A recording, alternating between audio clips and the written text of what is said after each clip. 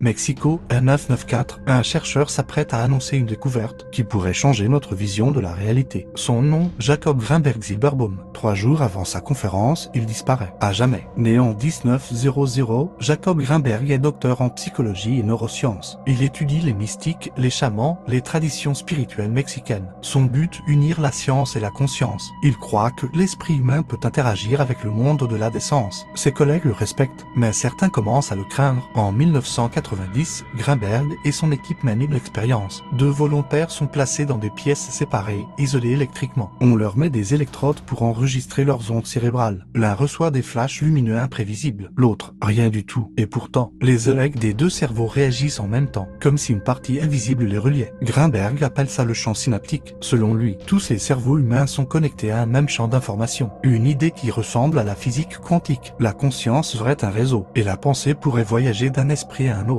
Une théorie révolutionnaire et dangereuse pour ceux qui contrôlent la science officielle. En décembre 1994, il devait publier un livre exposant ses résultats. Quelques jours avant, il quitte son laboratoire, dit au revoir à ses collègues, rentre chez lui et ne revient jamais. Aucune trace, aucun appel, aucune enquête résolue. Sa maison intacte, ses notes disparues. Pour certains, il aurait été enlevé par des services secrets ou par des groupes scientifiques puissants voulant enterrer ses travaux. D'autres pensent qu'il a simplement fui ou qu'il aurait réussi à se dissoudre dans le champ qu'il étudiait. Une théorie absurde, ou peut-être la plus proche de la vérité. Jacob Grimberg voulait prouver que nos esprits sont liés. Peut-être l'est-il encore, quelque part, dans ce champ invisible qu'il appelait la conscience unifiée. Et si ses pensées flottaient encore autour de nous,